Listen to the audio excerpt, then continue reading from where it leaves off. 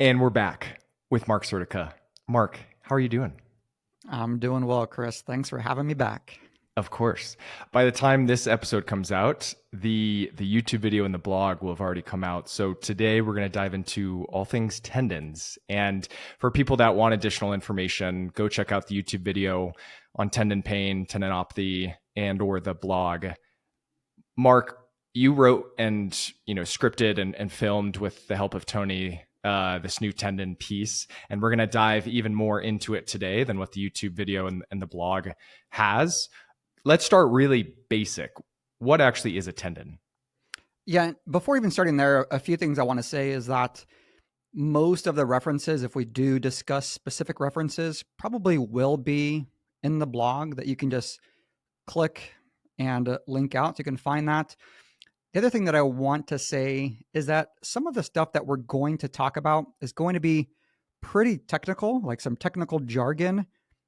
I'm going to do my best to always bring it back to being as practical as possible, as clinical as possible, whether you're like a patient, a coach, a clinician, because really some of this technical jargon is not going to influence practice that much. It's more about the key takeaways. So starting with that first question, Chris, what is a tendon? The way that I wrote it, and I am going to quote some of the things that I wrote just to make this simple, is that tendons are a type of connective tissue that transmit forces from muscles to bones to produce movement.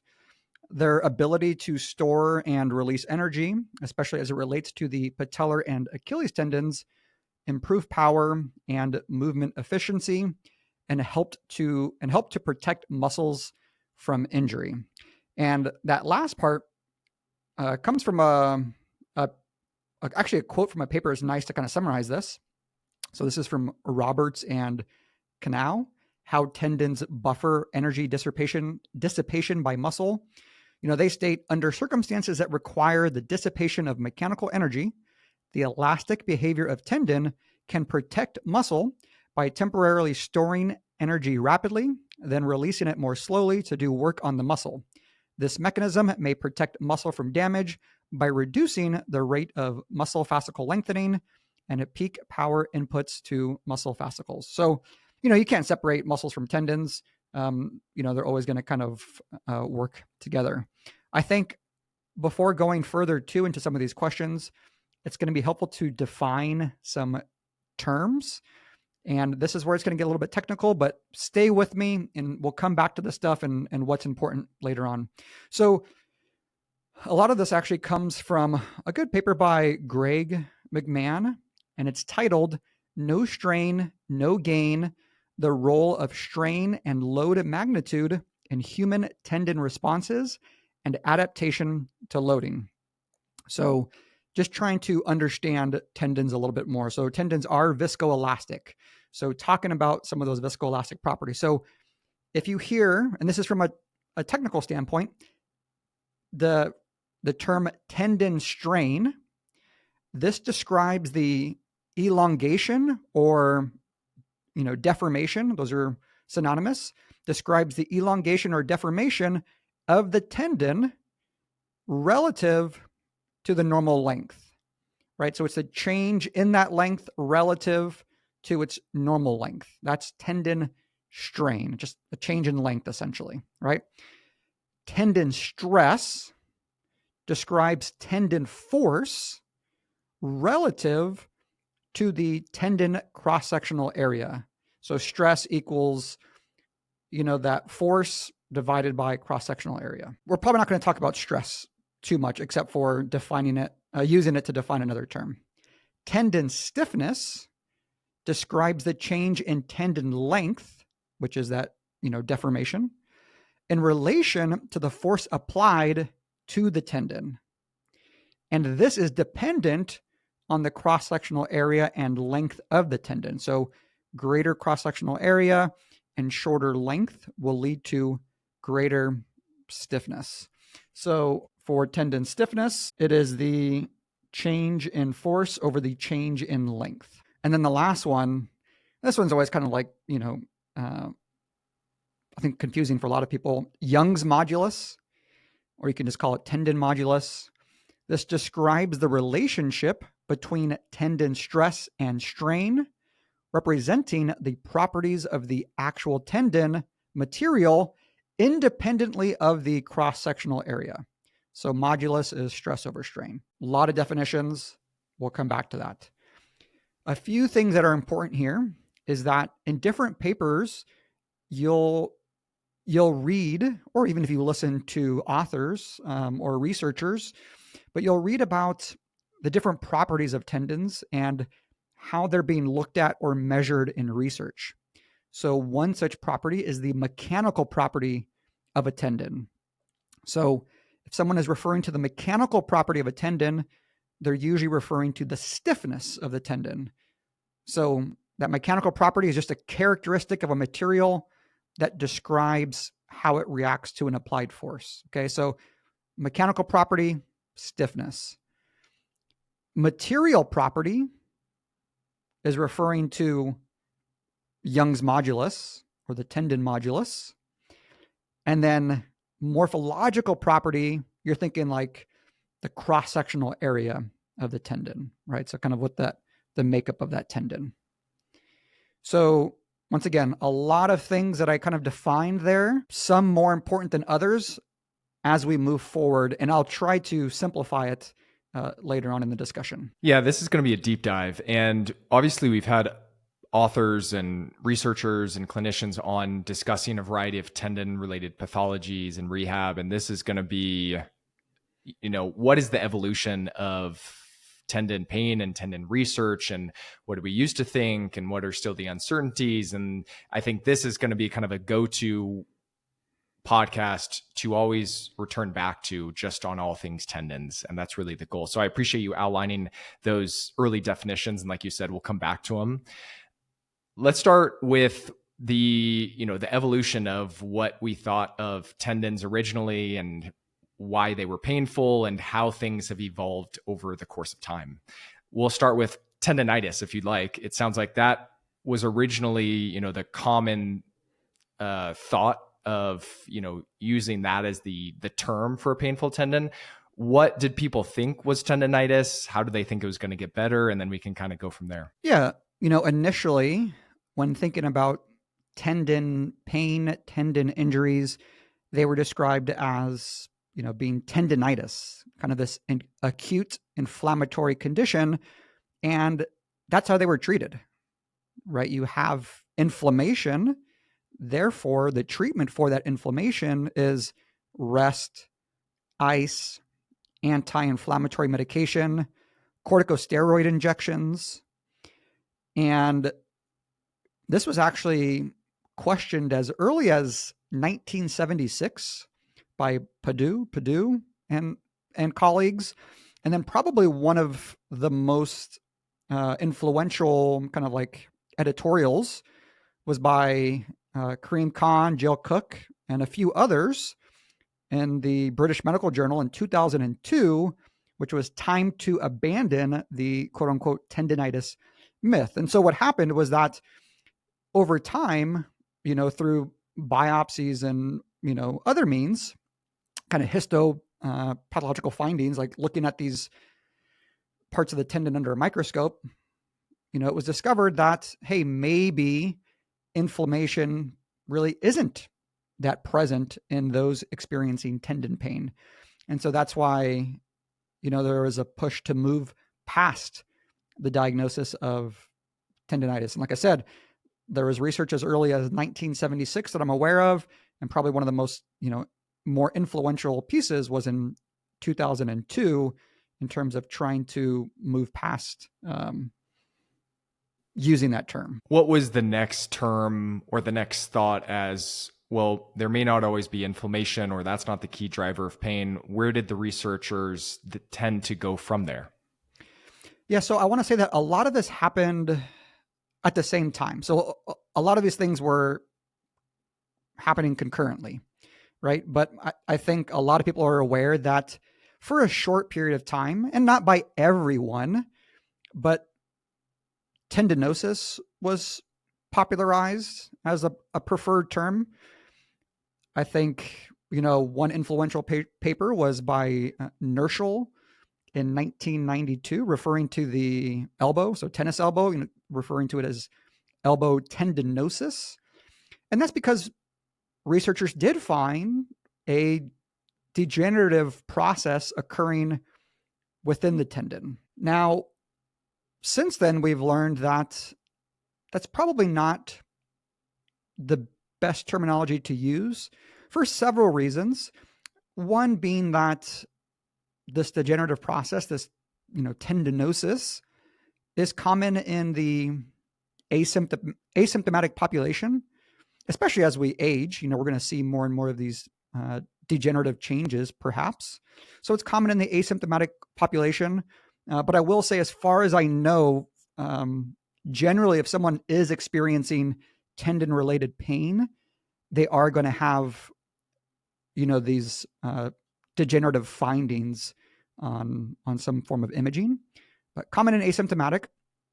The other reason we've kind of moved away from it is that the tendon structure doesn't necessarily have to change for an improvement in symptoms and function.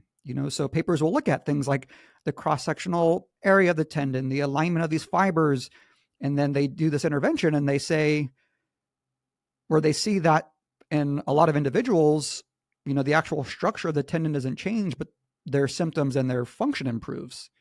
So we can't just boil down the tendon-related symptoms to this degenerative change. I think during part of this process too was a very popular analogy from Sean Docking and others, which was, you treat the donut, not the hole. So in these tendons that are, painful, so there is this component of degeneration within that tendon. And the idea of treating the donut, not the hole is, well, we don't actually have to change the hole, which is the degenerative portion of the tendon. We're just going to work on the donut, the rest of the healthy tendon.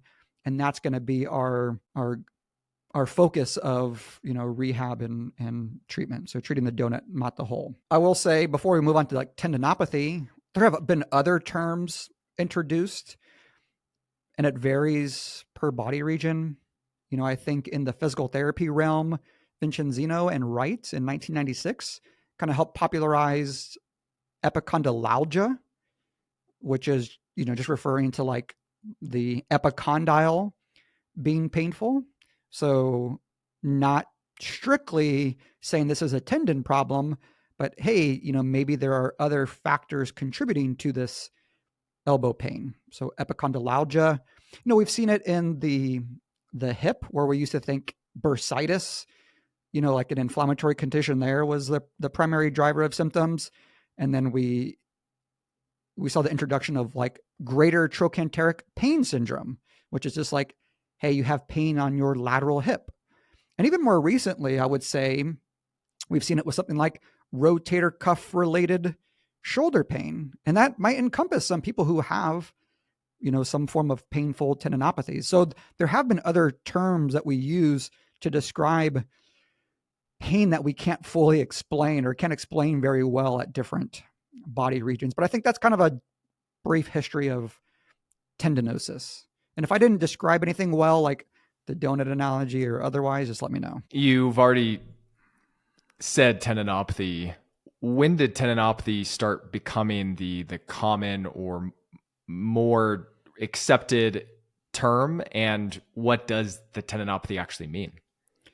Yeah, so I think if you look at PubMed indexed publications, probably around the mid 2000s is when, tendinopathy became more popular. When I always cite like what tendinopathy means, I cite a quick paper, and this is from ICON 2019, the International Scientific Tendinopathy Symposium Consensus, Clinical Terminology. This is just basically all the experts around the world as it relates to tendons and them trying to come up with a consensus on what to call it.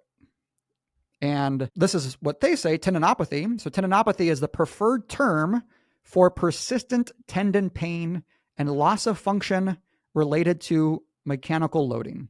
So it's pain, loss of function related to loading. Loading being anything that affects the tendon of interest, right? For like the patellar tendon, squatting, jumping, going upstairs, going downstairs, things like that. A couple other quotes from that consensus statement that I like, and that kind of ties back in with why we're not using tendonitis or not using tendinosis, is that one, this is a quote, imaging is not always necessary for a diagnosis of tendinopathy. And most of the time, most people probably aren't getting imaging done, in a clinical setting, unless you're in a research setting, or, perhaps your medical doctor orders imaging of the tendon. The term referring to tendinopathy does not imply the presence of a particular pathological or biochemical process which cannot routinely be assessed clinically, right? So even if there was degeneration or there was inflammation, we're not able to assess that clinically. And then one more quote here is that tissue changes seen on imaging or histology and labeled as tendinosis may represent a snapshot of a number of morphological processes with uncertain clinical relevance. In some situations, a loss of collagen alignment could be physiological, for example, as a result of aging, adaptation, or repair, rather than pathological. So tendinopathy is just this umbrella term that covers everything and simplifies it for the purpose of clinical practice. I know in the blog and the YouTube video, you kind of returned back to this discussion around inflammation. And I think for a while, there was a thought that now that we have this umbrella term of tendinopathy, there's really no need to think about inflammation as a role within a painful tendon. And we've abandoned this tendonitis myth. But in, your research and the discussion on YouTube and the blog, what did you discuss around how inflammation is still involved and the different kind of types of inflammation? Yeah. So as more research was done, it was discovered that, hey, there are inflammatory markers present in those experiencing tendon pain. And I think a popular paper here was by Reese et al. In 2014, titled Tendons, Time to Revisit Inflammation. And this was in the British Journal of Sports Medicine. And so, yes, there are these inflammatory markers present. And I think from a research perspective, it's probably important to take a deeper dive into what's happening there and try to discover if there is or there are other interventions that may expedite the recovery and long-term functioning of people with tendinopathy. But from a clinical perspective, these inflammatory markers aren't necessarily affecting our plan, our management, our treatment. It's still not the type of inflammation where we're probably thinking, hey, we need to ice, rest, and take an abundance of anti-inflammatory medication.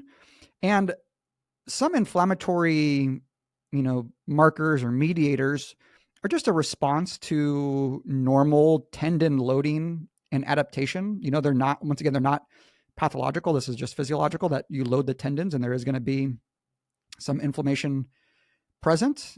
I like this quote. This is from Magnuson and Kjær. The title is The Impact of Loading, Unloading, Aging, and Injury on the Human Tendon. And the quote is, "A rise in inflammatory mediators is important for collagen turnover and for tendon adaptation to exercise. This mandatory effect of an increase in inflammatory parameters on activation of collagen synthesis may be independent of the potentially inhibiting effect on collagen synthesis of a chronic elevated inflammatory state, for example, in aging, disease, or immobilization." And I'll come back to that because another, so that's what we're thinking about in terms of, I guess, more of like the local inflammation, is that, yeah, there are some markers of inflammation there, but it's not changing what we're doing from a clinical perspective necessarily. Maybe what's more important is the kind of maybe chronic, low grade inflammation and how that might be influencing tendons. So we know that, certain metabolic factors and just your overall health can, influence the health of tendons. And that's perhaps why we see it in young, otherwise healthy, very active individuals, but we also see it in older individuals. Maybe we see it in older individuals who have multiple comorbidities and are a little bit less healthy. And another paper that kind of pushed back on this idea that no inflammation present, this is by Miller et al., titled Inflammatory Mechanisms in Tendinopathy Towards Translation. They just write, similar to tendinopathy, mechanical overload in OA, osteoarthritis, remains a key driver of pathology, but the evidence now suggests it is mediated, at least in part, through elements of the inflammatory process, right? So we've talked about on previous osteoarthritis episodes that, we're still being mindful of the load that we're introducing and progressing on individuals with knee osteoarthritis, hip osteoarthritis, but we're also taking into consideration their overall health and how that influences the onset and progression of the disease. So even with tendinopathy, we're still primarily considering it from a kind of like a localized loading perspective. Somebody who has Achilles tendinopathy is not going to be symptomatic if they're not walking and running and jumping, right? If they're just sitting in a chair or lying in bed, it's not going to be a problem. But that doesn't mean that there isn't also this component of considering their overall health. Let's dive into the management. We already touched on the initial thoughts with this purely inflammatory tendonitis thought process of rest, ice, NSAID use. Now we've moved largely away from that, and there's been discussions of a variety of different management options, how to think about managing pain and pain threshold. We can go a variety of ways, but maybe, Mark, we start with thinking about how that kind of painful tendon process is in this point in time in regards to pain threshold, the pain monitoring model. Do you want to dive into some of that in regards to tendon management? Yeah, this pain monitoring model as it relates to tendons was probably really popularized by Silbernagel et al. In 2007. And I think the important thing to note is that, or like the summary here, is that pain during rehab for tendons is okay. So if we think about it from this tendonitis perspective, before we would think pain is bad because it's making this inflammatory response worse. Perhaps if we don't fully understand the degenerative process, we think pain is bad because it's making the degeneration worse, or it's inducing degenerative process. But that's not the case. Actually, loading is healthy and beneficial for the tendon. So from this pain monitoring model, pain during rehab is okay. Now, how much is okay is up for debate, right? But there's a few ways that people generally go about this in rehab, and it's been looked at in a variety of ways in research. So if you take, the numeric pain rating scale from 0 to 10, 0 being no pain, 10 being the worst pain possible, typically with tendon rehab, there's been a few ways to look at this in terms of, like, if someone is experiencing a 0 out of 3 pain, 0 to 3 out of 10 pain during rehab, that's okay. That's a green light. And so there's a stop light analogy that goes along with this. So 0 to 3 out of 10, green light, that's okay to continue with your rehab. Then it goes to something like 4 to 6 or 4 to 7 out of 10. That's a yellow light, maybe be a little bit, more cautious, but probably still okay. And then this like 7 to 8 or above out of 10 pain, that's a red light. you need to pull back. So, what a clinician might say is, hey, if your pain is on a scale from 0 to 5 out of 10, you're in that green light, yellow light territory. That's okay. Continue on. Above that, maybe scale back. What I generally do is I just ask the person if it's tolerable for them. If they're doing an activity, like, is this tolerable for you or is it not? Generally, if it's not tolerable, it's probably going to be on those higher tiers of pain anyway. And so using this pain monitoring model, you're kind of doing it during 3 different stages. So you're doing it during training, later in the day, and then let's say the following morning or the following day. So let's give an example. So Chris, you have patellar tendinopathy. You're doing your rehab program. Your rehab program includes barbell back squats. I tell you, Chris, I just want you to make sure that your symptoms are tolerable during your barbell back squats. Now, you might ask me, what's tolerable? What number is that? Right? And then we could try to communicate and figure out what that number might be for you. Once again, I'm not so concerned whether it's a 3 or a 4 or 5, as long as it's tolerable. But maybe we come up on a 4 out of 10 pain. So you do your barbell back squats during your sets. You rate all your pain as, 3 out of 10, it's tolerable.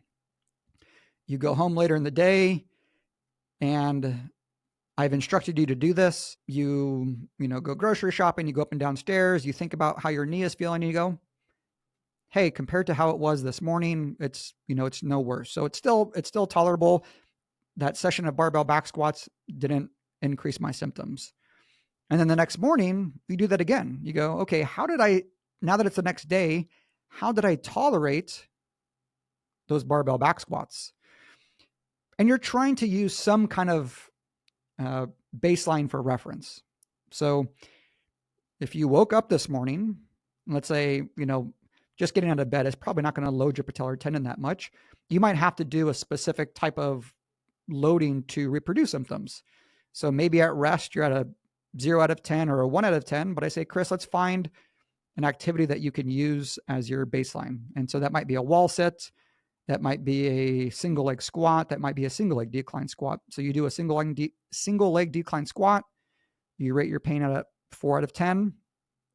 And then we do all these questions, right? You do your barbell back squats. You see how you feel the next day. The next morning, you do your decline squat again, and you go, okay, still a 4 out of 10. I probably tolerated it pretty well. Can I ask a question there? Yeah. Yeah. So that morning kind of test or the baseline is common, and I'm sure clinicians do it. I've never actually given that to patients. I've discussed of like the next morning, I want you to note how symptoms feel.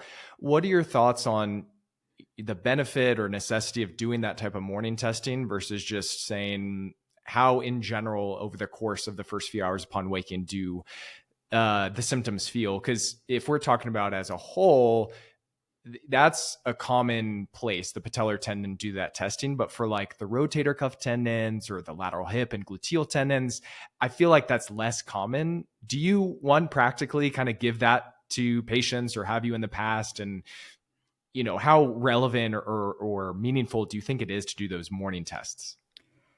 So I will say that there's nothing to suggest that they're better than anything else, or they're better than not doing it. All we're looking for is an anchor. You give good examples of the lateral hip, the elbow.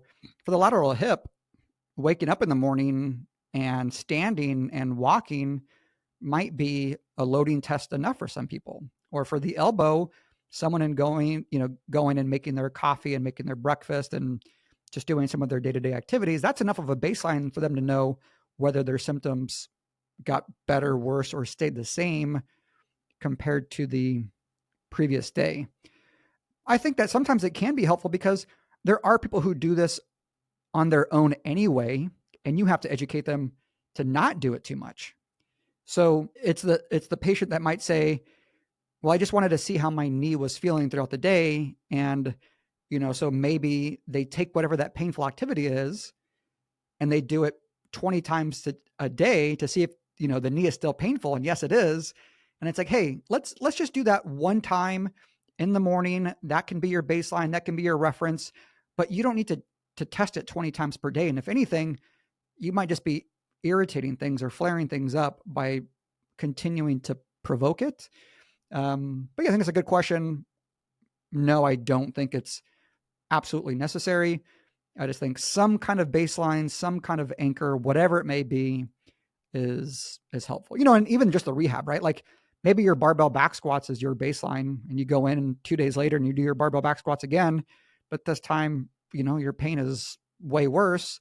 Well, then maybe that last session of barbell back squats or whatever you did the past 2 days was just more than what you were, capable of tolerating. We touched on it's okay and acceptable to have some level of tolerable pain, and we should be educating and discussing how to monitor and think about this during an activity or exercise or bout of training later in the day and then the next morning.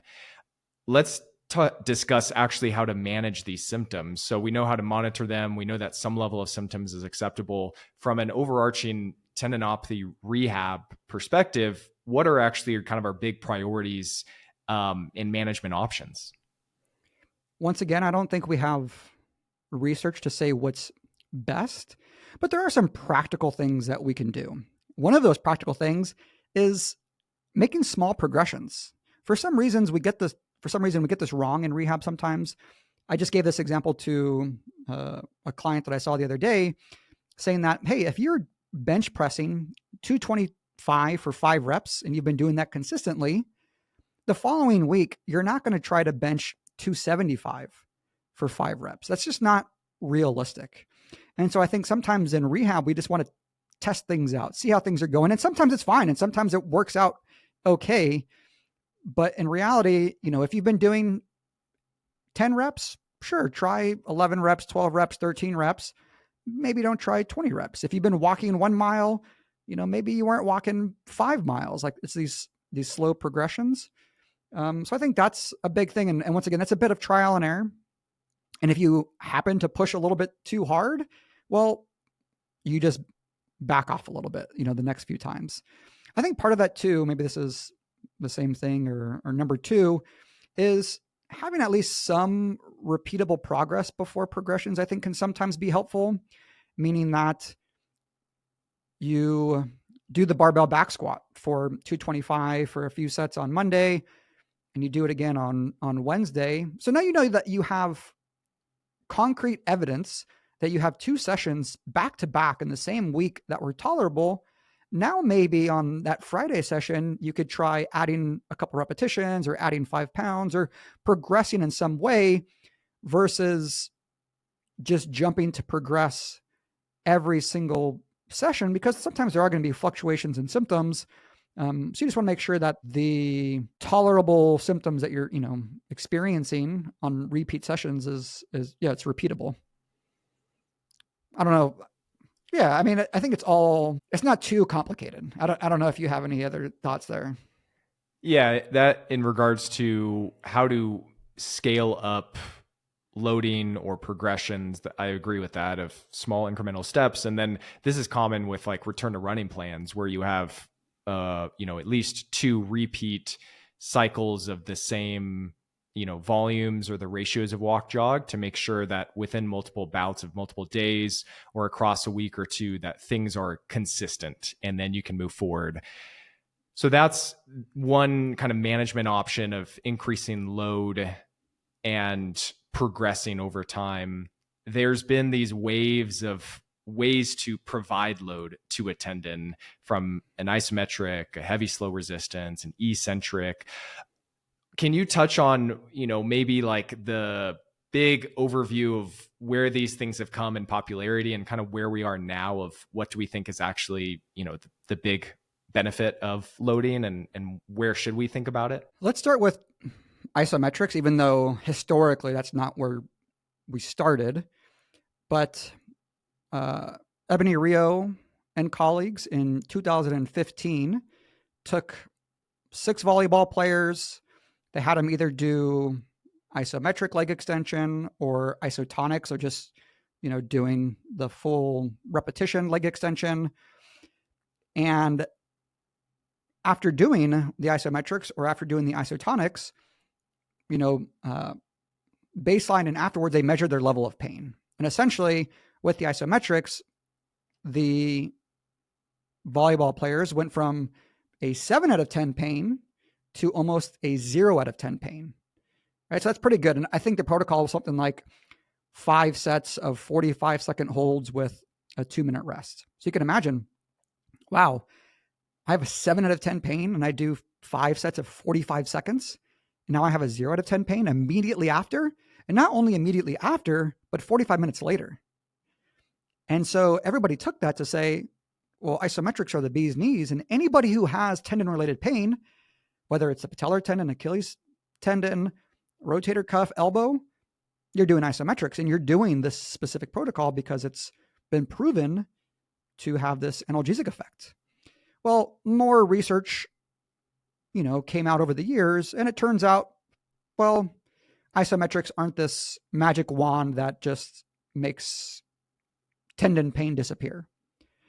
No, it's not to say that they can't reduce tendon pain in some cases, and it doesn't mean that you can't test it out, but you probably can't communicate that to your patient as, hey, you do this, your tendon pain is going to go away. You can say, hey, in some cases, people's tendon pain improves, but let's test it out and see what happens. So isometrics, we're going to talk about how they're still great. And I think that they should be used in rehab, but not necessarily to abolish pain, from a 7 out of 10 to a 0 out of 10.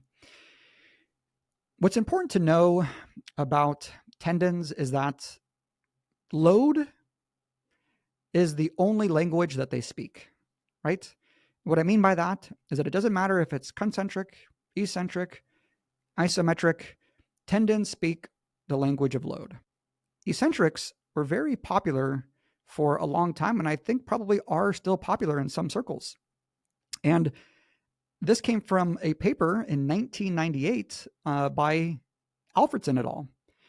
And essentially what Alfredson did is he had runners who, were the subjects or the patients in the study do, hopefully I remembered this correctly, but he had them do eccentric heel raises off the edge of the step twice a day. 3 sets of 15 with the knee straight, 3 sets of 15 with the knee bent off a step. So in the morning, you're doing 3 sets of 15 eccentric, knee straight, knee bent. And then later in the day, you're doing that again. So not only is that a lot of sets and a lot of repetitions, but if you've ever done eccentrics, they take a lot of time. What Alfredson found is that the people who did this exercise protocol got better. And that's really where this popularity came from with the eccentrics. Now, Alfredson was inspired to do this protocol based on a paper by Stanish and colleagues in 1986. And I thought I had it pulled up somewhere. But Stanish and colleagues also kind of theorized that eccentrics were important for, tendon rehab. And they actually did things a little bit different than what you would normally think. Let me find this if I can. So what they did, this is Stanish in 1986, is they had people do squats, but they had it, this is how they started. They said, begin with slow movement, little or no resistance. If it's painful, stay at the same level. No, increase the speed to moderate. And then same thing, is it painful? Stay at same level. No, increase the speed to fast. And then, is that painful? No, increase the resistance. And then you repeat that cycle. So they actually increase the speed before they increase the resistance. But you can just think of like, it's an eccentric because you're trying to do a really fast, like, a squat where you're dropping into the squat. And Alfredson, he saw this protocol and was interested because he was actually a runner dealing with Achilles tendinopathy.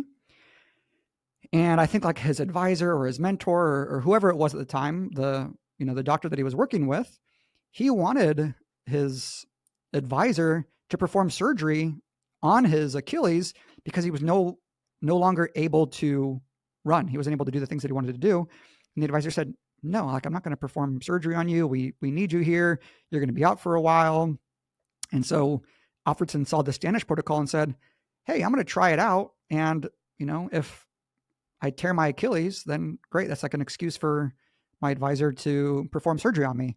And he did it for a while. And, he was experiencing a lot of pain and went back to his, advisor. Advisor once again said, no, I'm not going to perform surgery.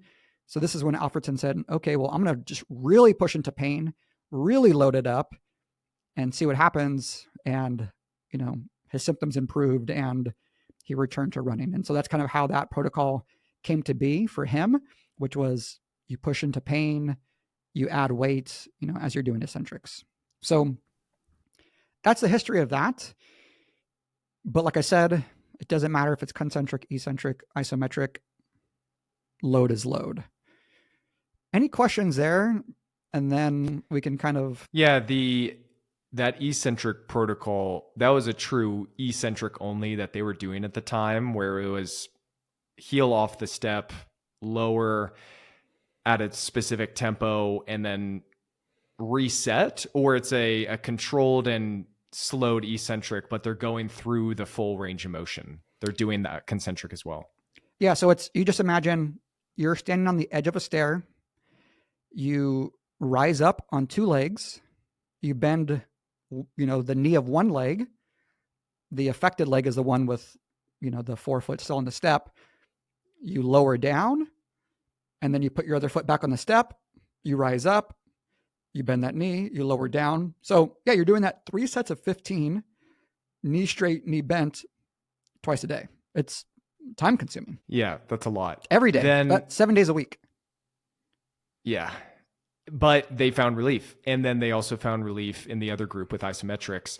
Do you want to touch on, or is there any difference in the kind of heavy, slow resistance category? Do you want to shed light on that area?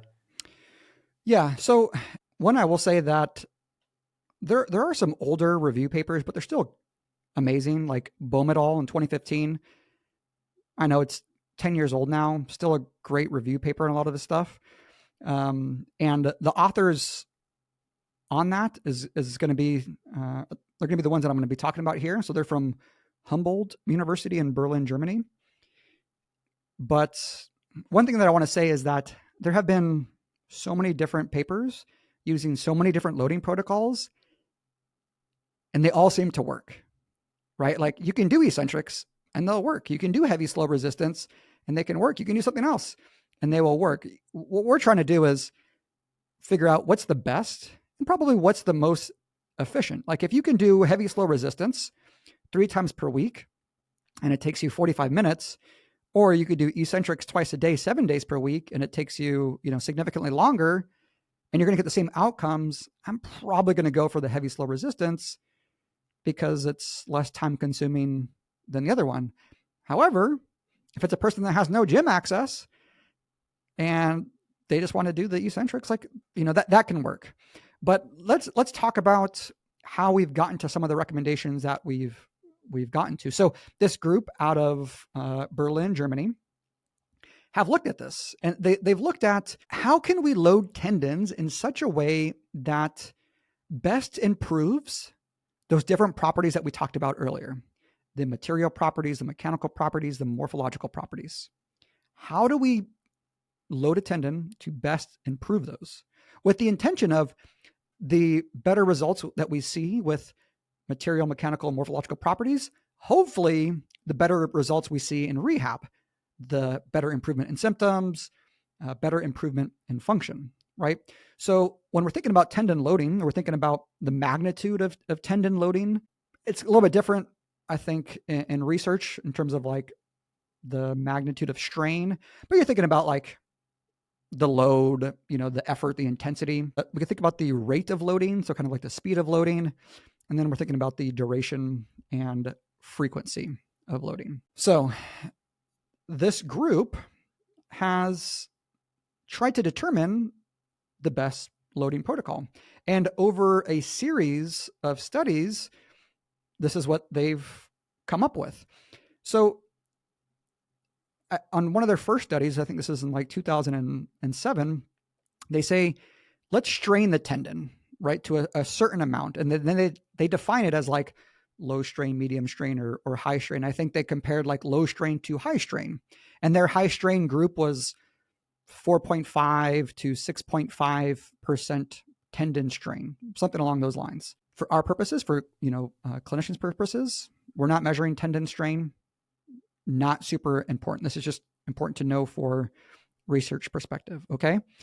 They found that the higher tendon strain, so the straining the tendon 4.5 to 6.5%, as opposed to lower, led to better adaptations of the tendon, right? What that means practically is a higher maximum voluntary contraction, right? This is where like the heavy load comes from. I think most of the time they refer to like 90% of maximum voluntary contraction. So that's step number one. You want to improve these different adaptations of the tendon. You want to go high load. Okay. Then they try to figure out the kind of the rate and the frequency of loading. A few different studies here too.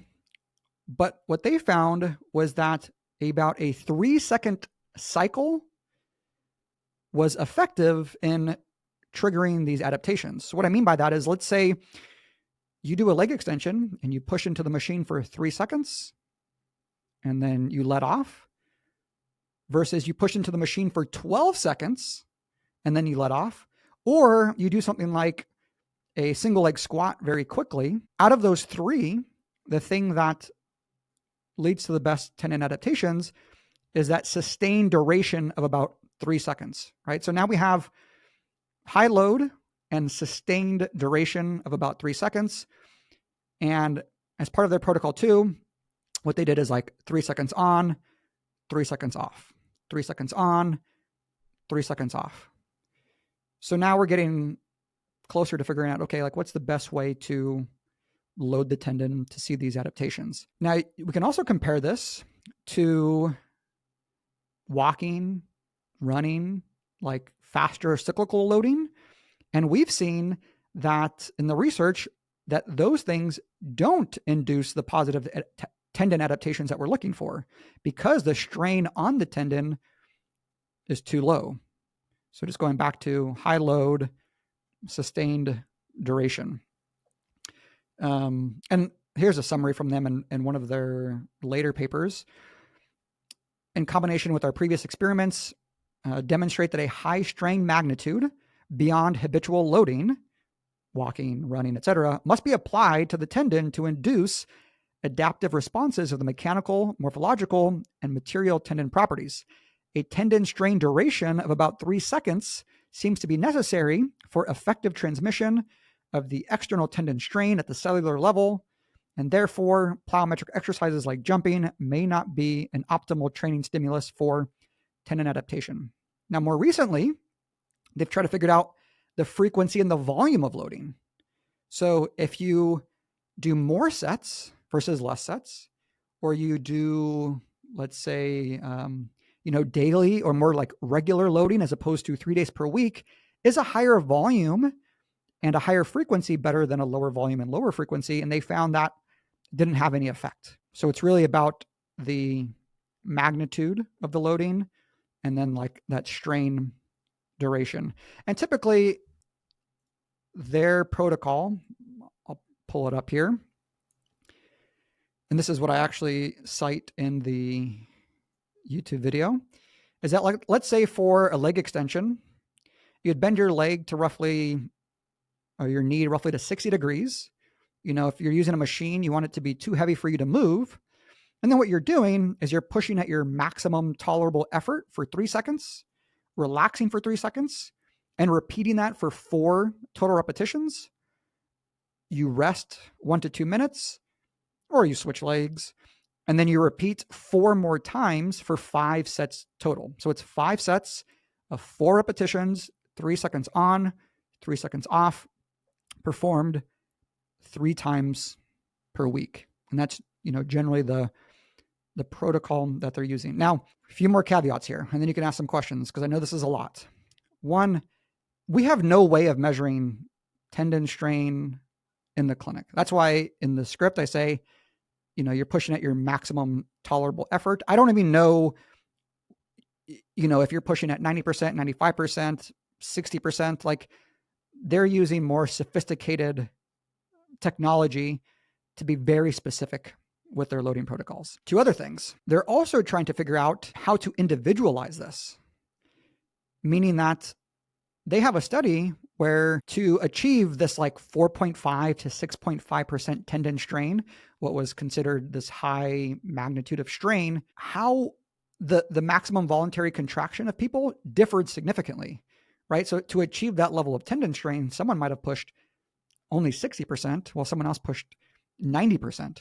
So that, makes it more challenging in the clinic. But once again, we don't have any way of testing that or figuring that out. It's, hey, we just have to probably push as hard as tolerable. Even with that, and even with using this very, specific protocol that they've kind of uncovered over the years, they still don't always see the predicted outcomes in the tendon adaptations, right? It's very murky. But, this group and this data is some of the best research that we have in terms of how do we load the tendon to improve these different properties of the tendon. My follow-up questions are, do we need to change these mechanical, morphological properties to experience pain relief? And then two, perfect. Do you want to elaborate more? Is that all we need? Once again, the research is murky, and there's a lot of research out there that, shows that it's inconsistent. Like people can get better in terms of their symptoms and function despite, doing these specific loading protocols and, despite their tendon not changing as it relates to these mechanical, material, or morphological properties. Or maybe we just don't have sophisticated enough technology to measure that. It's hard to say. This is another quote that I pulled from this group, and they say a loading induced increase of tendon stiffness would reduce tendon strain at a given force, which could prevent the development of structural impairments and pain in tendons. So I think of stiffness as just like you're thinking about the strength of the tendon here. But, they're theorizing that the goal is to improve the stiffness, to improve symptoms and function. And that's why they're studying this and why we're trying to figure out the best loading protocol. But as of right now, even the best loading protocols don't always produce predictable results. And those predictable results aren't always associated with the correlated improvements in symptoms and function. So no, which is why it's fine in clinical practice that we don't have a way of looking at this. Like if you don't have an ultrasound or an MRI or whatever else, that's okay. Most of what we're doing is based on symptoms and function anyway. Probably everything that we're doing, really. Yeah, and what we're doing is trying to get someone from their current state back to what they want to do or have to do.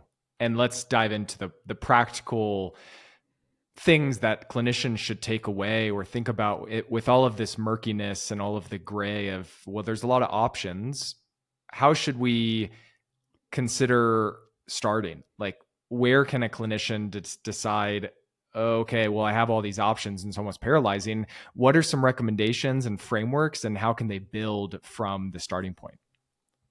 This is why at the beginning I said, let's try to keep this very clinical, because all of this is helpful and useful and it helps drive some recommendations, but we can simplify a lot of this. And I do want to point out before moving on is that there are some very strong recommendations for doing like 4 sets of 30 seconds for improving some of these adaptations of a tendon. And I know a lot of it's based on a single case study. The research just isn't there to have that strong of a recommendation for a specific protocol. I do like, the 3 to 5 sets of 30 to 45 second holds, even though it's a little bit different than what these authors suggest. But we can't hang our hat and say, this is the loading protocol. This is what everyone needs to do. A simplified perspective is, where is the patient at? What do they want to do? What are the small incremental ways that we can get them there while minimizing flare-ups and keeping symptoms tolerable, and probably trying to strive for these positive tendon adaptations. And I want to point out that just because jumping and running and walking aren't inducing these adaptations that heavier loading or isometrics do, doesn't mean that they're not beneficial. Like you wouldn't just do isometrics and heavy slow resistance and then throw somebody back on the football field or the basketball court. They go hand in hand. They're different, and they're both beneficial. So I think traditionally we've seen tendon rehab listed in stages of like stage 1, isometric, stage 2, heavy slow resistance, stage 3, energy storage and release, stage 4, return to sport. And that's fine, but in reality, all of these things are overlapping and not necessarily this pyramid or this like, perfect continuum. They're all happening together.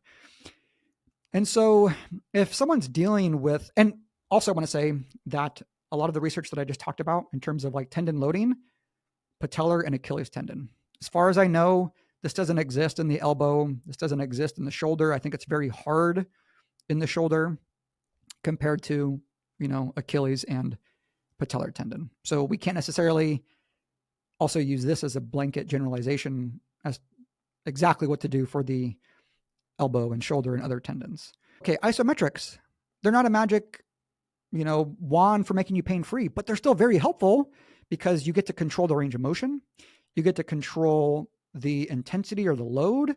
You get to control the rate of that loading. There's like a lot of factors that you can control that make them a very good starting point, regardless if they reduce pain or not. So for some people, you can start with isometrics, and, there's tons of options for every body region.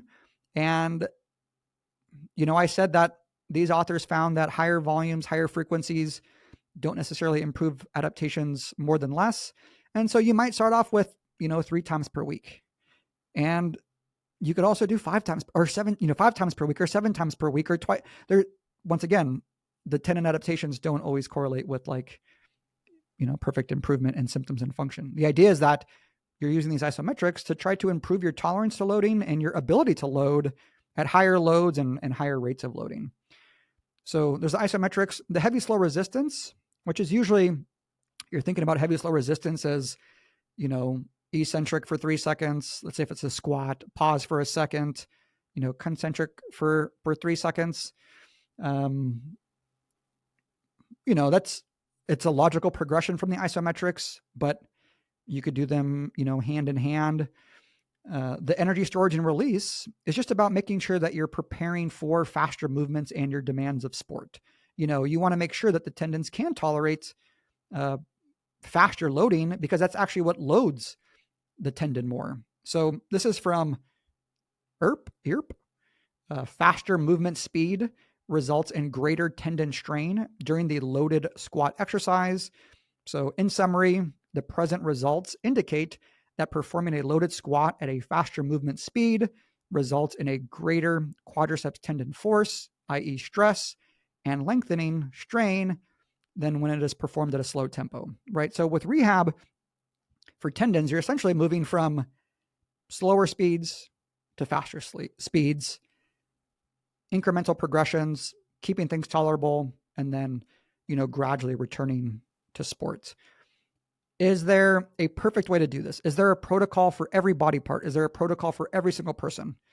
I would say no. You want to try to adapt it to, yourself or the person that you're working with, that it makes sense that if they want to get back to running, you've helped get them back to running in a logical progression. Yeah. And I also think too that something that's helpful to touch on that we've done in a variety of other episodes is the idea of this taking on average quite a while for we didn't touch on like these kind of reactive versus degenerative tendinopathies, but it's not uncommon for tendon pain to last over multiple months and or years.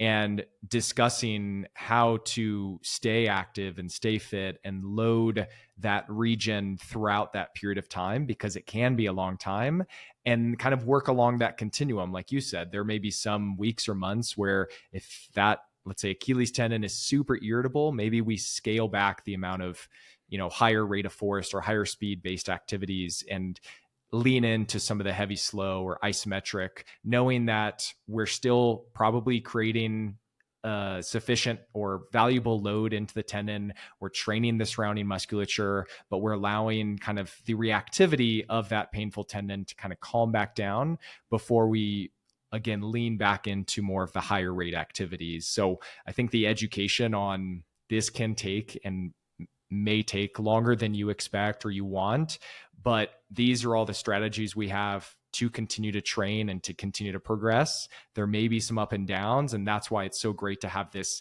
sliding scale of options of how to load these tendons and the surrounding tissues.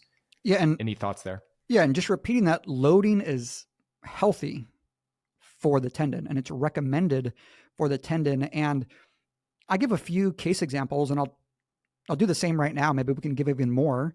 But let's say you're a competitive basketball player with patellar tendinopathy and you're in season, you're in the playoffs, or you're ramping up for the championship game. You're not going to do this full complex heavy slow resistance, energy storage and release stages. What you might just do is, I'm going to try these isometrics a few times per week along with just the other things that I'm doing, and we'll see how that works out, because if I try to introduce this additional loading, this might actually reduce my performance in season. If you're a gym goer and you're experiencing, some kind of tendinopathy, you don't have to change much. Maybe some of your regular lifts, especially the ones that are provocative for whatever tendon we're discussing, you're just turning those into heavy, slow resistance. So you're just, slowing down the tempo of some of those movements. And maybe you're introducing isometrics 3 times per week. So you're not discontinuing going to the gym. You're just making some slight modifications based on your symptoms and function. And part of that might be modifying exercise selection, modifying range of motion, modifying load. But just as a simple example, if you're a runner, maybe you don't have to stop running, but maybe you build up your capacity and tolerance of your Achilles tendon over time. Like maybe you scale back some of the running, you introduce cycling instead, you start doing some heel raises. As your heel raises get better, you also start, introducing some hopping a couple times per week. And then now you have this nice comprehensive program where you're running 2 to 3 times per week, you're doing resistance training 2 to 3 times per week, and you're doing some kind of, hopping and jumping 2 to 3 times per week, intermixed, however it fits your schedule and your tolerance and your symptoms. And then there's some people who maybe they are playing a sport. Maybe they are playing volleyball. Maybe they are playing, basketball, and their symptoms are so bad that they can't continue playing. Or you're a runner and your symptoms are so bad, like you can't find a tolerable baseline. Maybe those are the cases that you try to do a more stepwise progression through these types of stages. But once again, the idea is that you figure out your baseline, you figure out where you want to go, you probably reduce the speed first, although you don't have to. Once again, there's different ways to go about this, but maybe you reduce the speed of tendon loading first. You try to keep, load higher, these sustained durations, and then you just, progress that way. And then here's something to think about. Even when you get back to whatever it is that you want to do, you don't have to discontinue this other stuff. Like you can incorporate some form of isometrics in your training a few times per week. You can incorporate heavy slow resistance a few times per week. These aren't like, it's not rehab and training, they're dichotomous. You can figure out a way to bridge the two where, maybe one aspect of your training is a little bit more for performance, and maybe one aspect of your training is a little bit more for upkeeping your, health or whatever it may be. I think I listened to somebody else talk about that. It might have been one of the authors from these papers saying that, like, yeah, maybe you think about plyometrics making you, a better athlete, and you got to practice that. But then maybe some of these isometrics are actually inducing some of those positive tendon adaptations that you can't get or that you won't get from these plyometrics. So they're actually working hand in hand. I think that was a good summary, and trying to distill these big components and priorities and things to think about amidst the endless options that clinicians and athletes and patients can go down. You, at the end of the video in the blog, you do touch on what are other options. And I know we're already over an hour, but did you want to just briefly discuss what's the general lay of the land on other options for managing tendon pain, and how do they rank in regards to the promotion of whether or not they should be utilized? Yeah. So other options, we're thinking about surgery, injections, needling, massage, icing, anti-inflammatory, etc. And I would say, from a research perspective, most of these things don't really pan out that well in research. And that's understandable if you try to think about what's happening at the level of the tendon. And if we simplify that even more, it's just, if this is primarily a load based issue, how is something like an injection or surgery going to improve your ability to load that tendon better over time? That's why we saw that just resting in ice didn't work, because it's not improving your ability to load the tendon. And if there is a component of your systemic health, same thing, like, the surgery or the injections or the needles aren't really driving those big rocks that are going to improve your health. So my recommendation most of the time, with whether it's tendons or otherwise, if it's something that's low risk, low cost, and you want to try it out, and you are monitoring your symptoms to see if, there is a improvement or worsening, have at it. Like, hey, you're doing all these other things and you also want to foam roll your calves, you can go for it. Do I think that it's a central component of tendon rehabilitation? No, I don't. But I also don't think that, that's going to do any harm. Whereas, there is some research for, like, corticosteroid injections in the elbow may actually do, long-term harm, and probably argue that surgery in a lot of these cases, can do long-term harm. So usually low risk, low cost, you could test it out. Anything else, Mark, that you want to touch on before we close things out? I appreciate you doing a deep dive. And if people want, a shortened version of this and want some kind of key summary messages, or want to send some of this information to their patients or to other clinicians, that's the value of the YouTube video, the blog. This is just an extended version. What I would say is, if someone wants more specific examples on different regions of the body, we have so many prior episodes on Achilles tendinopathy, patellar tendinopathy, lateral hip pain, rotator cuff related shoulder pain, all these things that Mark kind of alluded to. And we used a few examples, but if you want other hours of conversations, just go back in the archives and you can dive even further. But Mark, do you have any other final thoughts or summaries before we call it? Yeah, I mean, that's part of why I wanted to make this video, because I've done specific diagnoses on YouTube, like patellar tendinopathy or Achilles tendinopathy, but I wanted to try to present something, because there's going to be some tendinopathies or tendon-like pains that I probably won't make videos on, but I wanted to try to introduce principles that people could use for the entire body. And I'm honestly surprised that, I don't know how long the video is going to be, 15, 20 minutes. Surprised that I condensed it into 15 to 20 minutes, just because as we were going through this episode and I'm looking at the clock, I was stumbling over my words, because I'm like, man, there's a lot to cover here within, 1 hour.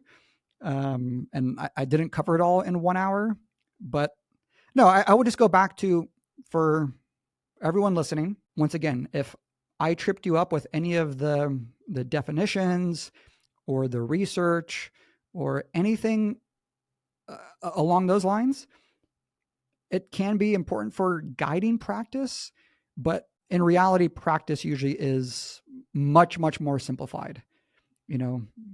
Monitor pain, keep it tolerable, modify aggravating activities as necessary, figure out their baseline, figure out what they want to do, small gradual progressions over time. If you want to try to induce positive tendon adaptations, incorporate some heavy loading that includes a sustained duration, but you have no way of knowing what's actually changing within the tendon. So also don't stress about that, or don't make the clients or patients that you work with stress about that. Like, the symptoms and function are really what's driving the process here. We'll call it there. Thanks, Marc. Thanks, Chris.